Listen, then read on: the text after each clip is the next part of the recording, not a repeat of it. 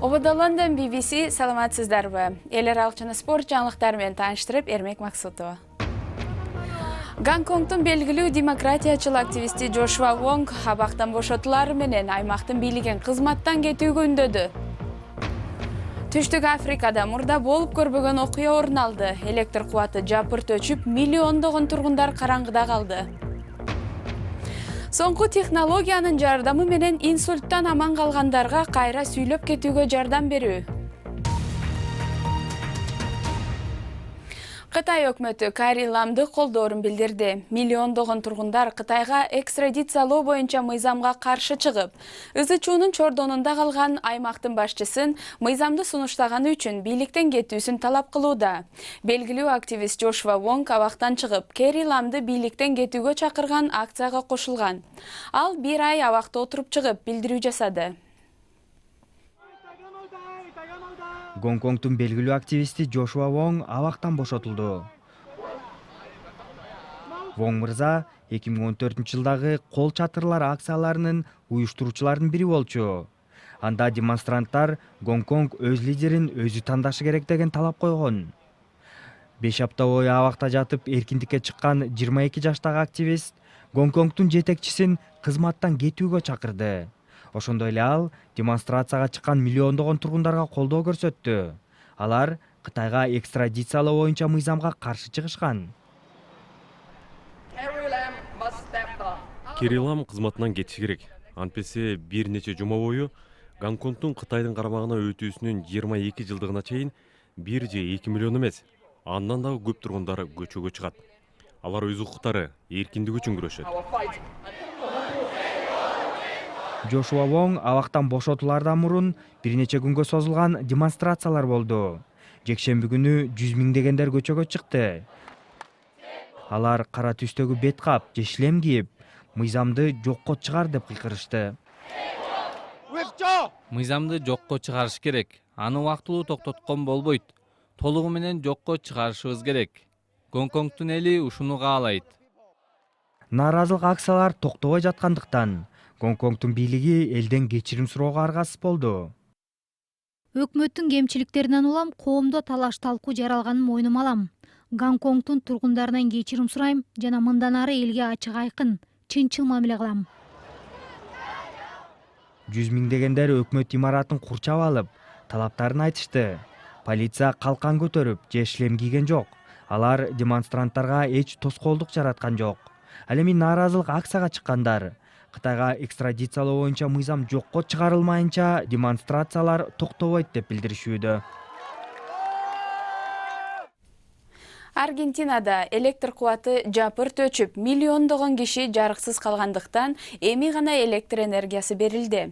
Өлкөнүн энергетика министри мындай окуя мурда болуп көргөн эмес деп билдирип, учурда электр тармагы туруктуу экендигин айтты.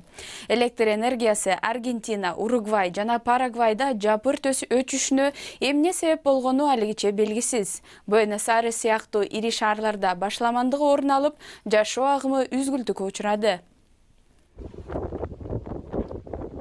Бир караганда Түштүк Американын көп бөлүгү караңгыда калды. Электр энергиясы жапырт өчкөндүктөн 10 миллиондогон адам жарыксыз калды жана шаарларда транспорт үзгүлтүккө учурады.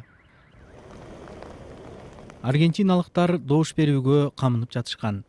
Бирок электр энергиясы менен жүргөн поезддер токтоп, жолдогу жол чырактары өчкөндүктөн бир канча аймакта жергиликтүү шайлоолор убактылуу токтотулду. Көп жерде электр энергиясы жапырт өчүп калган. 25 мүнөттө жетчү жериме дээрлик 1,5 саатта бардым. Жолдо баратып 3 жол кырсыгын көрдүм. Аргентинанын улуттук электр тармагы кыйрагандыктан бир гана өлкө боюнча эмес, Уругвайда жада калса Бразилия менен Парагвайдын айрым бөлүктөрүндө да жарык өчтү. Бизнестер өз запасын сактап калуу үчүн генераторлорду иштетүүгө туура келди. Биз көп нерсе деле билбейбиз. Маселе Аргентинадан чыкканын Facebook'тан окуп калдым. Бирок чынында эмне болгонун билбейбиз. Электр ишканалары күтүүсүздөн келип чыккан аталган маселеге эмне себеп болгонун аныктоодо.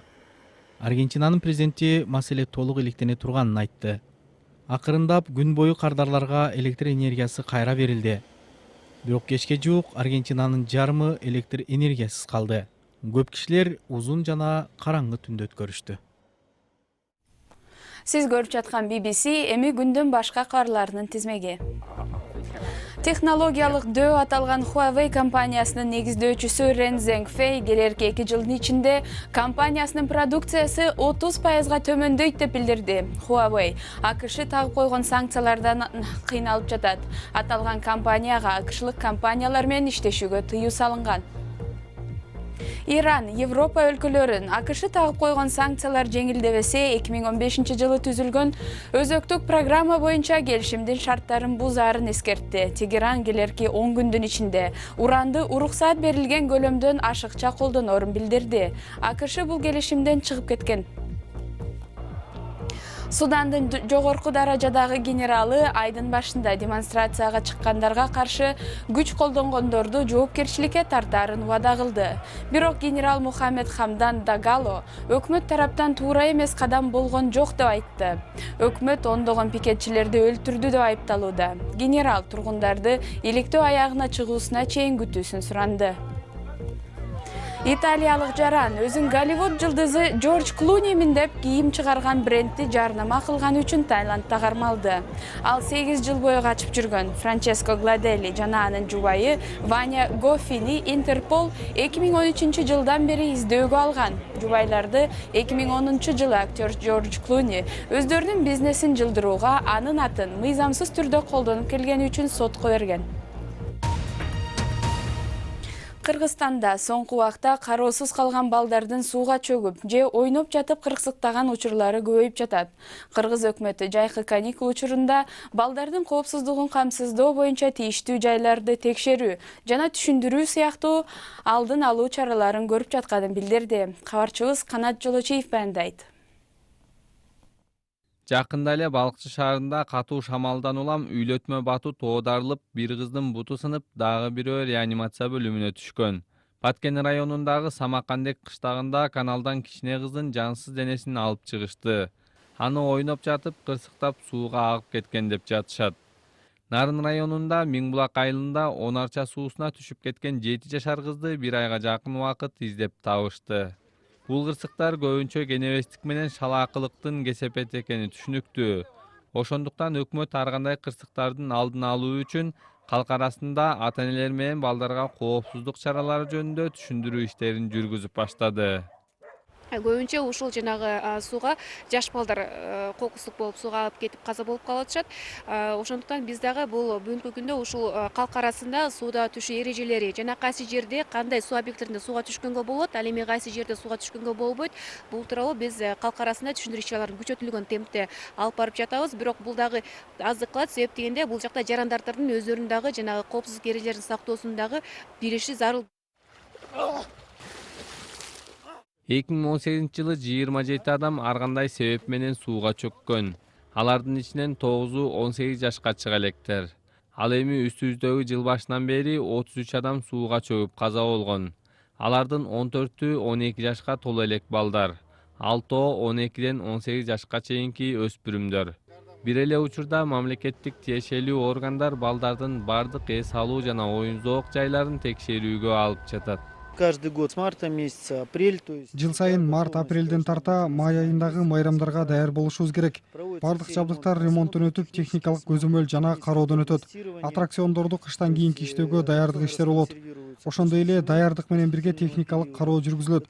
Айрымдарын оңдоп түзөп, боеп, тетиктерин алмаштырып даярдайбыз. Бул иштердин баары белгилүү бир мөөнөттө аткарылат. Азыр бизде жай, ошондуктан бул иштердин баары аткарылып бүткөн. Тиешелүү органдардан комиссия келип аттракциондорду иштетүүгө даярдыгын текшеришкен. Эч кандай мүчүлүштүктөр чыккан жок. Замечаний никаких выявлено не было. Балдардын коопсуздугун камсыз кылууда бир эле текшерүү, түшүндүрүү иштери аздык кылышы мүмкүн. Бул жерде балдардын коопсуздугуна көз салган ыктыярчылар кыймылы сыяктуу коомдук иш-аракеттер да зарыл деп жатышат. Британияда 300 миңден ашуун киши инсульт болгондон кийин сөздөрдү айта албай кыйналышат. Лондонда соңку технологиянын жардамы менен жабыркаган бейтаптарга жардам берилүүдө. 26 жаштагы инсультка чалдыккан Алиша кайра сүйлөп калышы мүмкүн. Choking.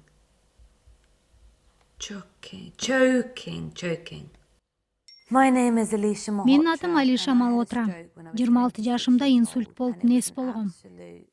Алиша 2016 жылы инсульт болуп, сүйлөй албай, жаза албай, окуй албай калган. Инсульттун айынан Алишага афазия деген диагноз коюлган. Тагыраак айтканда, адамдын сөздөрдү түшүнүшү жана сүйлөшү татаал болуп калат. Британиянын UCL университетинин алдындагы бейтапканада афазия илдетин дарылаган биринчи клиника ачылды. Андагы инновациялык технология Алишага кайра сүйлөп кетишине жардам бериши мүмкүн. Бул 4 бурчтукпу? Алишага туура сөздөрдү табууга жардам берилет. Андан соң Алишанын мээсине ошол сөздөр тууралуу сигнал берилип, ал тезирээк сүйлөй алат. Алишанын башына тагылган электроддор анын мээсине электр сигналын жөнөтүп, сөздөрдү жаттап калууга жардам берет. Британияда афазия илдетине чалдыккан 350 миң киши бар экени аныкталды. Жана алардын 40% бейтапканадан чыгарылгандан кийин кароосуз калат. Ооруканада аларга сүйлөп кетиш үчүн 6 сааттан 8 саатка чейин дарылануу курсу сунушталат. Бирок биздин изилдөөдө анык болгондой, кеминде 100 саат дарылануу зарыл. Бул клиника мээни стимуляция кылган технологиянын жардамы менен инсульт болгон миңдеген бейтаптарга кайра сүйлөп кетүүгө жардам берүүнү көздөйт. Бул жердеги технологияны колдонуп, бейтаптарга айыгып кетүү мүмкүнчүлүгү берилип жатат. Мен бул ооруга багынып бергим келген жок. Ошондуктан бул ыкманы колдонуп көргүм келип жатат. Бул жакшы мүмкүнчүлүк. Жашоо оңой эмес, бирок сакайып кетүү мүмкүн экендигин түшүнүү мага дем берип турат. Мен муну кыла алам. Колумдан келет деп күнүгө айтып туруу керек. Убакыттан өткөн устат жок. Спорт жаңылыктары. Аялдар арасындагы дүйнөлүк чемпионатта АКШ 3-0 эсебинде Чилини утуп, нокаут стадиясына өттү. Карли Лойд 2 гол киргизди. Группанын соңку матчтары бүгүн болот. Кытай менен Испания тең чыкканы менен экөө тең Б тайпасынан эмки айлампага өттү. Андан сырткары Франция Нигерия менен ойнойт, Түштүк Корея Норвегия менен беттешет. Теннис. Болгону 5 ай мурун пенсияга кетүүгө камданып жаткан Энди Мюррей кайра спортко кайтып келерин билдирди. Гранд Слам титулун 3 жолу утуп алган Мюррей Уимблдонду жеңгенден кийин жамбаш сөөгүнө операция кылдырганына байланыштуу спорттон кетерин билдирген эле. Бирок операциядан кийин ал толук айыктым деп жар салган. Британиялык оюнчу Queen's Club турниринде испаниялык Феличиано Лопез менен бирге ойнойт. Пол Погба ушул жайда Манчестерден кетиши мүмкүн деп билдирди. Жарым коргоочу Японияга болгон сапарында башка клубка өтүү учуру келди окшойт деп айтып, башка ылайыктуу команда караштырарын айткан. Юнайтеддин трансферлеринин көбү Реал Мадрид жана Ювентус ортосунда болуп келген. Жаңылыктардын соңунда. Казандын аба ырайы жылдын 4-чү Red Bull аба жарышын өткөрүүгө өтө ылайыктуу болуп турду. Асманда орун алган көргөзмөнү 80 миңге жакын киши карап турду. Жапониялык Йошихиде Муроя эң тез келди. Йошихиде эмки жарышка 9 упай үстөмдүк менен барат. Ал эми эмки оюн июль айында Венгрияда өтмөй болду.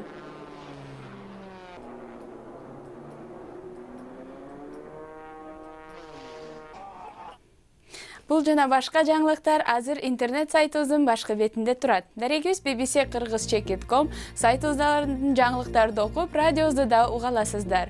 BBC жаңылыктарын Facebook, Twitter жана YouTube'дан да таба аласыз. Ал үчүн бизди BBC Кыргыз деп издеңиз.